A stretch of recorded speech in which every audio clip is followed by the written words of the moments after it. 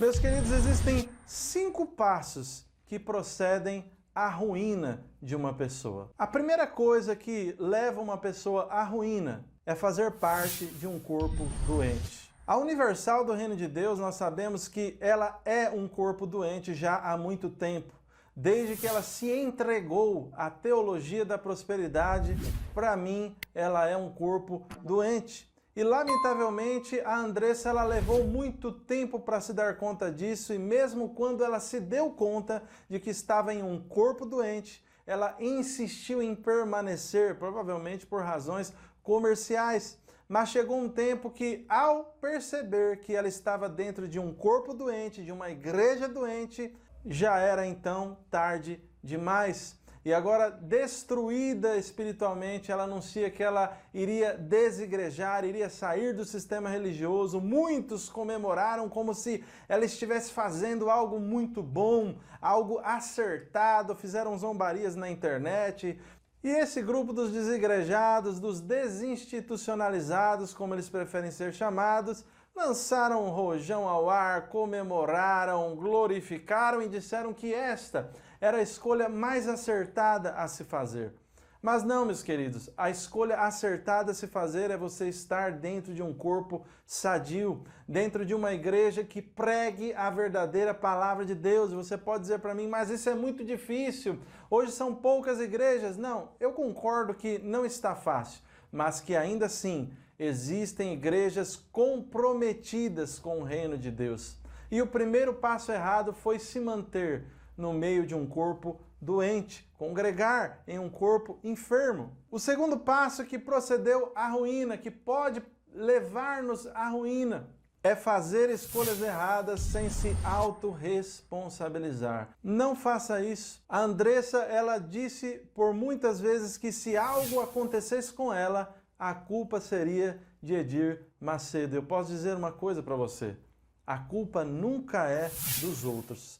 Nós temos que se autorresponsabilizar. O único responsável por essa queda sou eu mesmo. A Bíblia diz no livro de Deuteronômio, capítulo 24, 16, os pais não serão mortos no lugar dos filhos, nem os filhos em lugar dos pais.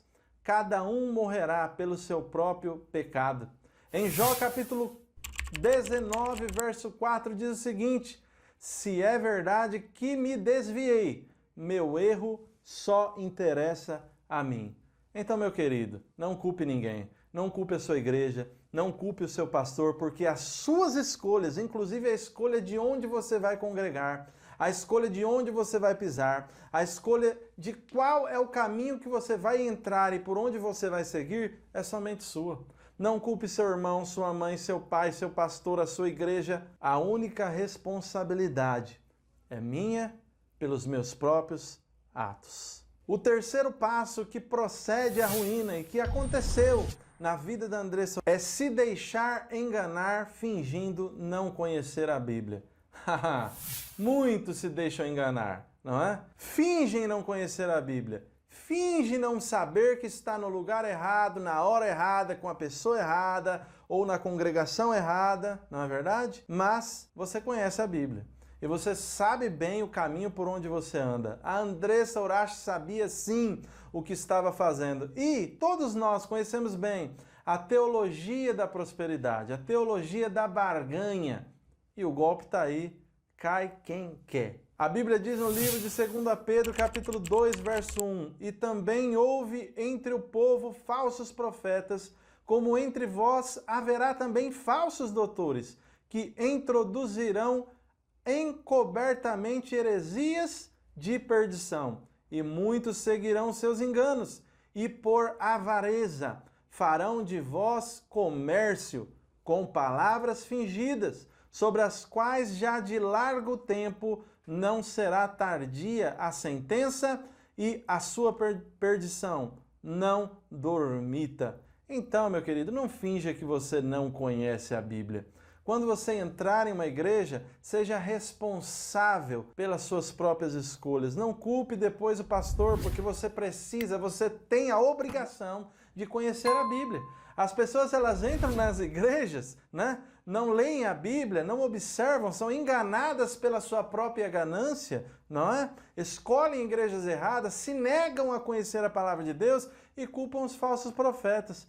Meu querido, só existe falsos profetas porque existem falsos crentes. Porque se não existissem falsos crentes, não existiria então tantos falsos profetas. Simples assim. O quarto passo que procede à ruína é não liberar perdão aos que te fizeram mal. A Bíblia diz no livro de Colossenses, capítulo 3, verso 13, suportem-se uns aos outros e perdoem as queixas que tiveram uns contra os outros.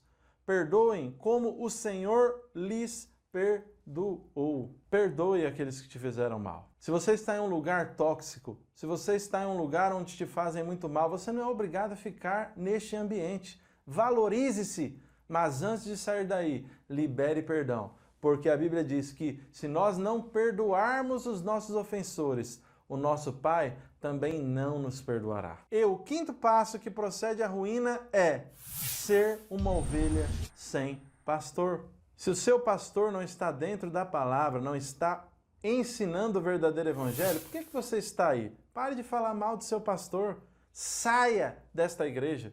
Se você não está feliz, se você não concorda com o seu pastor, se você não concorda com a sua denominação, mas pare de falar mal do seu pastor. Você está trazendo maldição para si mesma. É o caso da Andressa. Ela teria que ter saído de sua denominação, procurado uma outra igreja, procurado um outro pastor, mas o que ela preferiu fazer? Pagar para ver. Não pague para ver.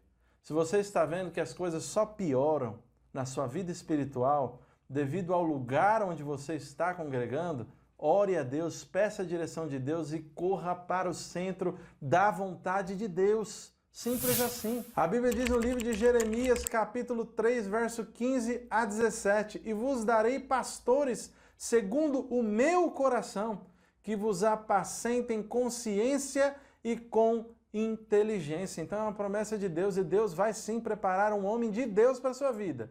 Um servo de Deus, um pastor, uma igreja que venha realmente conduzir a sua família para o reino de Deus. Mas, por favor, vigie. Vigie. E eu termino aqui este vídeo dizendo, aquele que está de pé, cuide para que não caia.